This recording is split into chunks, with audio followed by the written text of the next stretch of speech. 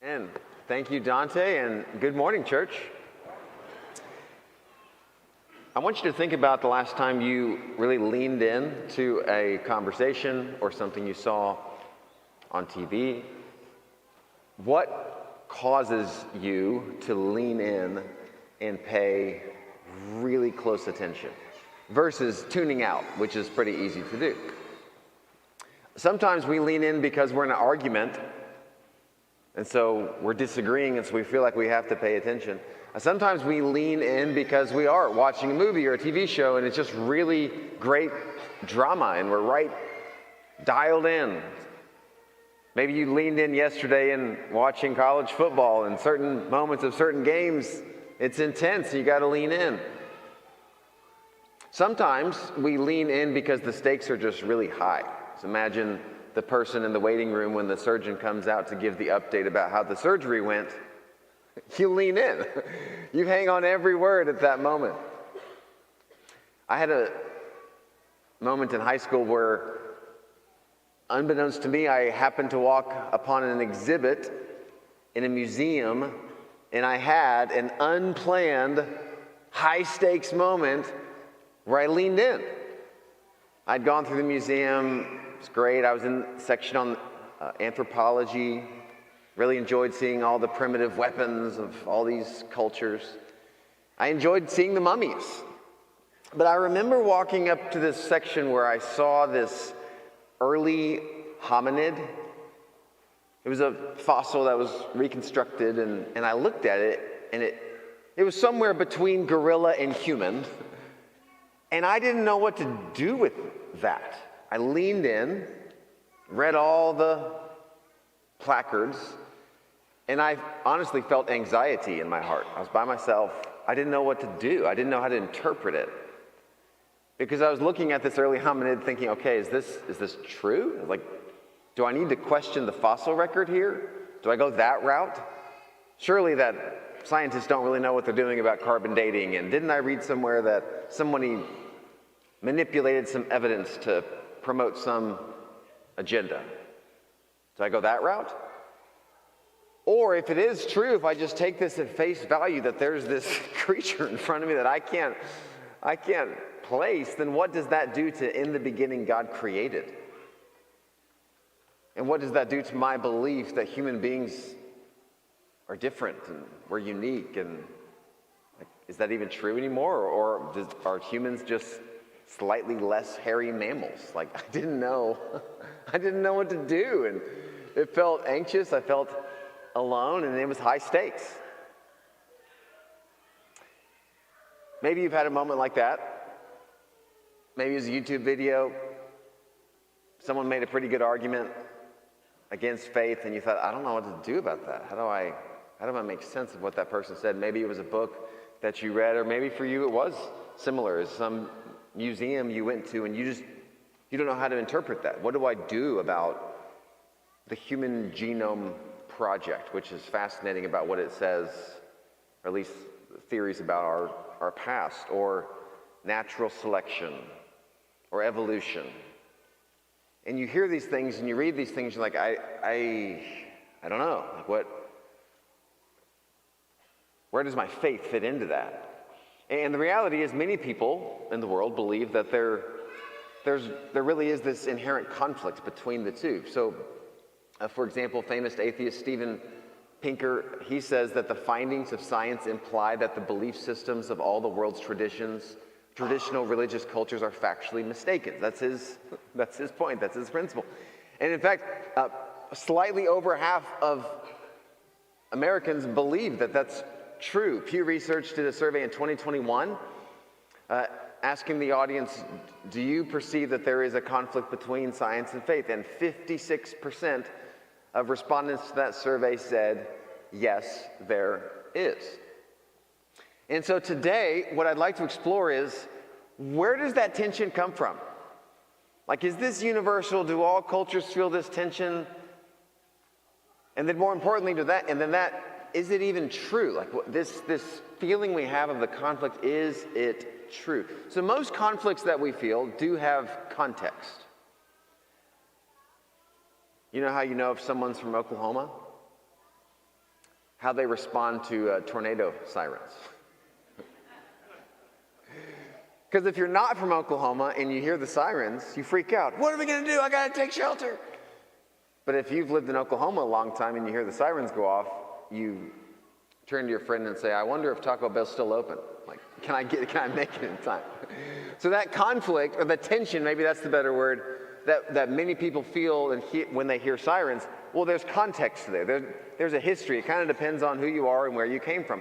Well, it's pretty similar, actually, for this perceived conflict between science and faith. And so I'd like to tell you, there's a particular history to this conflict. It's about 500-600 years old. I'd like to tell you that story this morning. And to get us there, I want to show you a clip, which is going to be important for understanding this story. So it's going to seem out of left field at first, but I'll tell you what it's for in just a minute. Watch this clip and then tell me what's wrong with it. Alexander probing. Playing with his food over the defensive team, as you're going to see in the NBA. Gilgeous Alexander for the Thunder.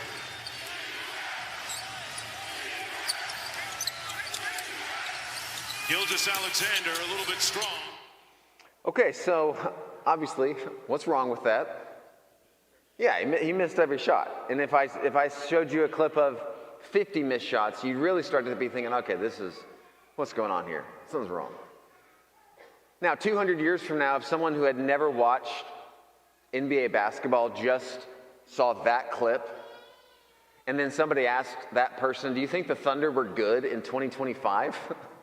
They would say, well, no. That random guy with Gilgeous Alexander on the back of his jersey, he missed every shot. The Thunder must have been terrible in 2025. But you and I know a different story because we're actually living in this year. We know that that's not true. That's a highly selective view of the data set that we have this year. Well, something like that has actually happened with specifically the conflict between science and faith in the last 600 years. So let's get into it. Here's the story. This is a painting of the Inquisition of Galileo, where many people believe this conflict originated. So Galileo, brilliant scientist, both 16th, 17th century, and one day he was looking through the modern telescope, saw Jupiter, but noticed that Jupiter had moons orbiting around itself. And so this led Galileo to postulate the theory that maybe the Earth is actually not the center of the universe. Because until Galileo, mostly the entire world held to the geocentric model, which had Earth at the center, and then the sun revolves around the Earth, the planets revolve around the Earth is in the middle.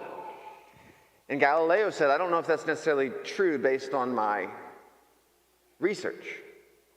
Now, at the time, the Catholic Church held to the geocentric model based on various interpretations of the Old Testament and based on their common sense understanding of reality. We wake up in the morning, the sun starts over here and ends over there, we must be at the center. And so it was controversial what Galileo was proposing, and so there was a trial. Now here's where the history actually gets fuzzy. As the story commonly goes, the trial was held. The Catholic Church decisively condemned Galileo. He became public enemy number one. He was derided as a heretic. He was publicly humiliated. He was tortured. And then he was cast into a dungeon for the rest of his life. At least that's the way that the modern telling of the story goes. But the only problem with that story, especially the second half of that story, is it is just as selective as that clip of thunder highlights that I just showed you. In fact, the version of the story that I told you just now, especially the second half, it actually comes from two books written at the end of the 19th century. One of them written in 1876 or 1874 by a guy named John Draper called The History of Conflict Between Religion and Science. And then the other one written in 1896 by a guy named Andrew White. The book is titled A History of the Warfare of Science with Theology in Christendom. Now, books having those titles, what angle do you think they're coming from when they tell these stories? Do you think they're unbiased? Not at all. I went back and actually read passages from these stories, from these books about this account, and they're highly selective, highly combative. Like there's no subtlety in how slanted and agenda-driven these works are. In fact, within just a few decades of the publication of these two books, scholars more qualified than these authors across the world condemned both books as highly uncredible. And yet the damage was done. With no internet, no social media, no way to fact check things as well as we do now, these two books, and also pamphlets that went with them, traveled all throughout the world, and everybody assumed that this was true. In fact, these two books led to what is known as the conflict thesis. And again, we're talking 1890s. So I went back and actually read some of the original documents from the early 17th century.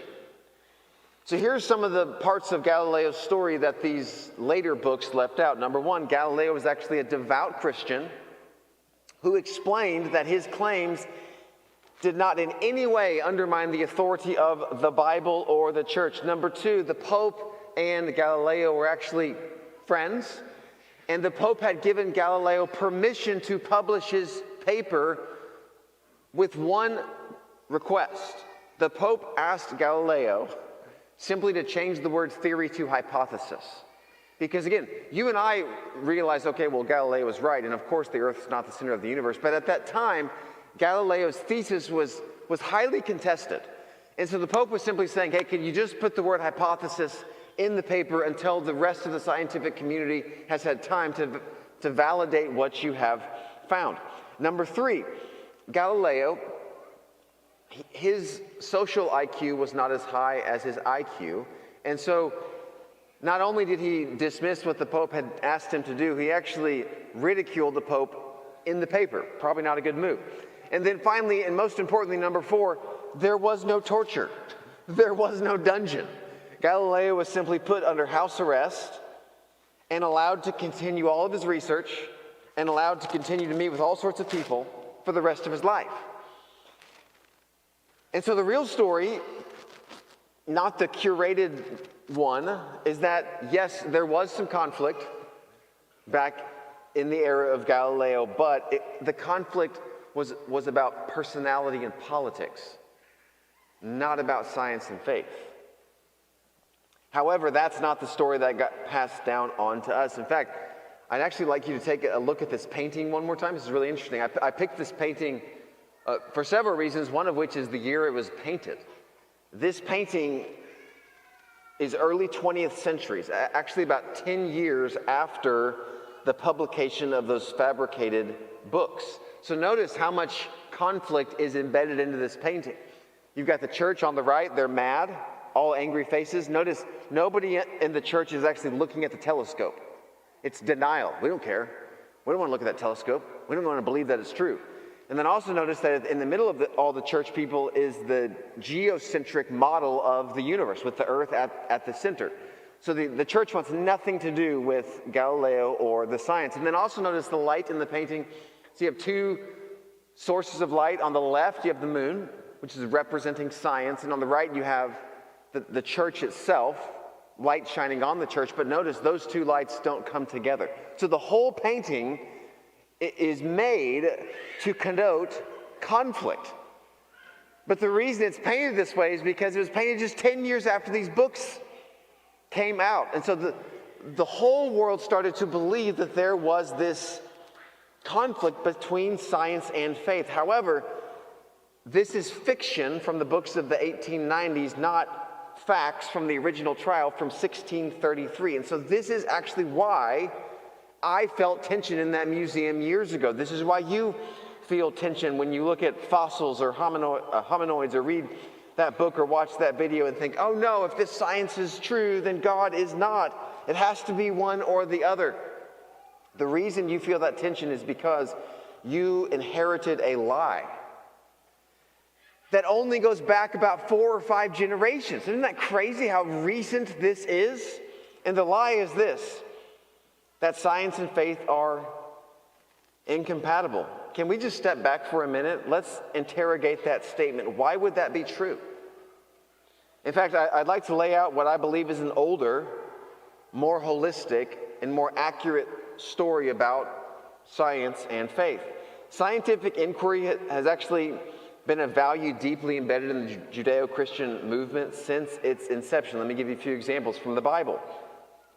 Genesis 1, fill the earth and subdue it, so God tells Adam and Eve. This was a mandate given by God to Adam and Eve, and the implication is to advance civilization through medicine and technology and innovation. Scientific advancement is written into the story from page 1. Or look at this. Later in the Old Testament, we read about King Solomon.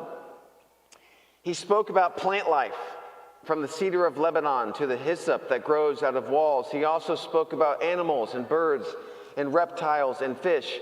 From all nations, people came to listen to Solomon's wisdom, sent by all the kings of the world who had heard of his wisdom. So who is at the leading edge of science in the ancient world? It's Israel. It's Solomon. It's the people of Yahweh. Or look at this verse in the New Testament, Romans 1:20. For since the creation of the world, God's invisible qualities, his eternal power, and his divine nature have been clearly seen, being understood from what has been made. Well, what has been made? Light, plants, the sun, moon, stars. And so what Paul is saying is, what we can test and see and observe here on earth is not opposed to God. It's an expression of God. Paul does not advocate that we shun or dismiss the knowledge of the physical world, but rather that we embrace it, and that in it we see fingerprints of the designer. See, the very inception of our movement, Christianity, was marked by inquiry, by curiosity, by discovery, but it keeps going. 2nd century, who were the ones leading the charge for literacy in the world? Christians, because they wanted people to be able to read the Bible. 3rd century, who were the people in the world advocating the most and making the most developments in medicine? It was the Christians who wanted to bring healing to the nations. Jump way forward into the Enlightenment. And so if you remember reading about the Enlightenment in school or in college, the Enlightenment is popularly pitched as this moment in Western culture when the intelligent people discarded the superstition of religion in favor for reason. And this was the moment when we could set aside these early Christian beliefs, because now we know that they're not true. Now we have science and now we have logic. The leaders of the Enlightenment would certainly have a problem with that interpretation. So look at this list. This is just a few people. We got Francis Bacon. He's the founder of the scientific method. We have Johannes Kepler, who helped us discover the orbit of the planets. We have Antoine Lavoisier, who's the father of modern chemistry. We have Blaise Pascal, who brought us so many things, everything from the digital calculator to the syringe. All these people were Christians. They were believers. They were people of faith, and there are hundreds more. They viewed their science not as a threat to belief, but as an expression of belief. Let's jump even further in the future. Let's go to the 20th century. In the 20th century, when you stack up all the Nobel Prize winners, and not just in general and not just in literature, but I'm talking Nobel Prize winners in physics, 65% of them come from the Judeo-Christian faith. And then when you jump over to physics, so Nobel Prize winners in physics, that number jumps to 72%. These are the top 1% of the top 1% of chemists and physics on Earth. They're using the best of science and research and inquiry to blaze new trails, to pioneer new advances in new technologies and medicines, which are contributing to the flourishing of this planet. And they see no problem also believing in a God behind all of it. So do you see the perceived conflict between science and faith? It's not there.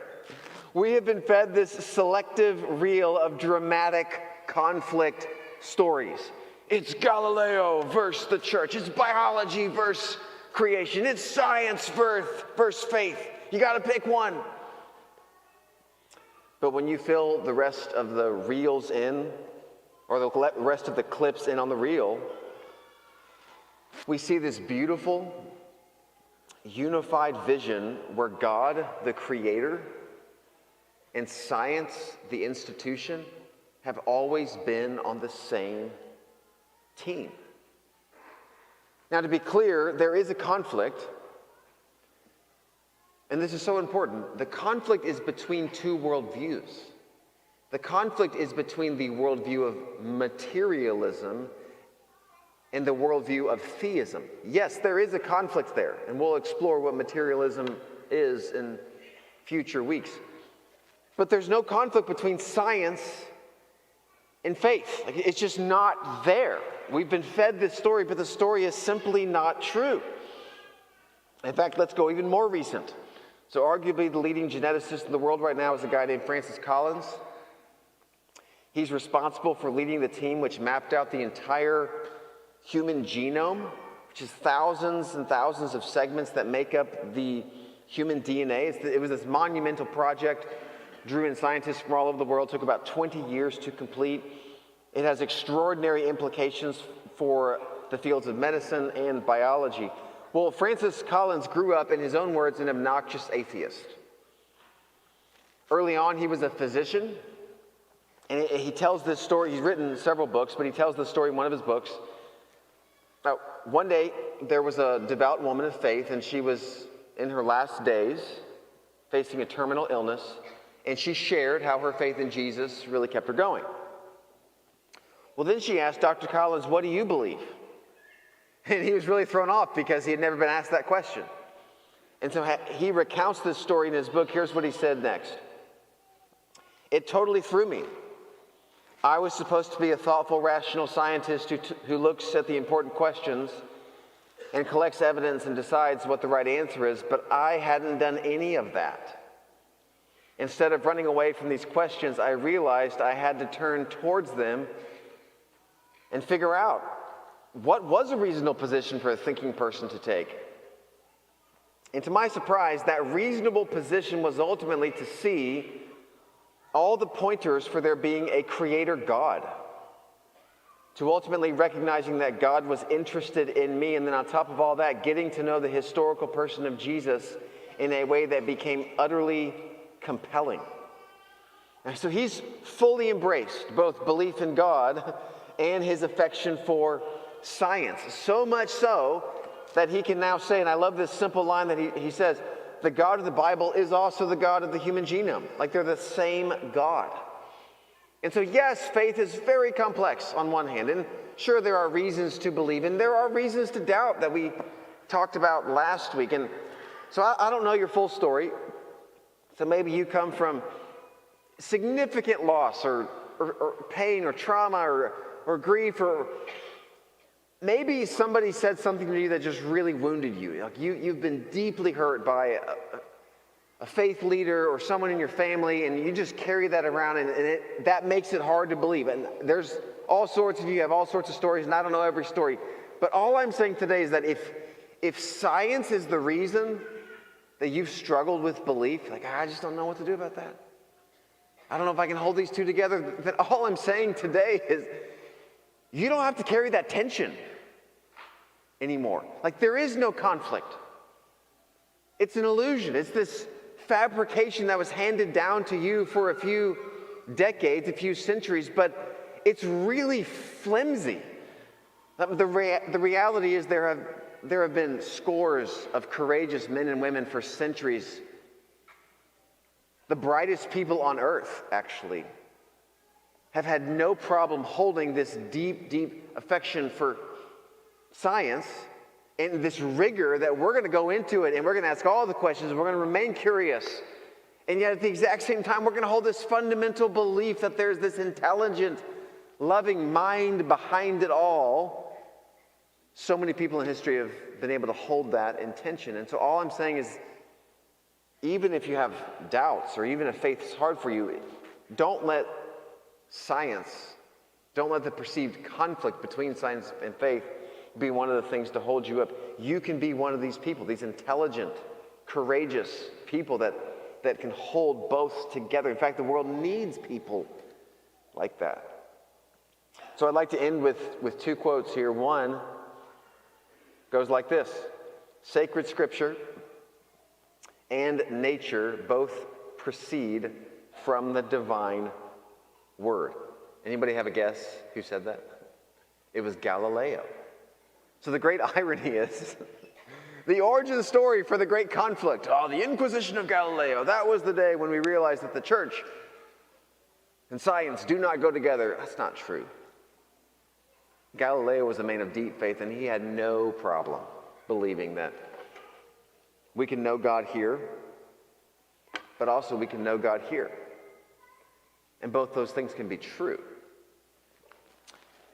So final quote I'd like to read to you. In fact, I'd like you to read it with me. It comes from Psalm 19, one of the most famous lines in the Old Testament. In fact, if you'll go ahead and stand with me, I'd like you to read this verse together with me out loud. So before we read it, we're about to sing a song that's a declaration of faith in a God that made the world. And while we sing that song, if you've got a burden on your heart that you would like to share with someone and stop carrying it alone, our shepherds are going to be in the back two atriums, and quite a few of you of late have been praying with our shepherds, and I'm so thankful for that. So our shepherds are going to be in the back if you would like to pray with someone this morning. I'll be down front if you'd like to be baptized this morning and to give your life to Jesus Christ in the waters of baptism and have your sins washed away so you can receive the gift of the Holy Spirit.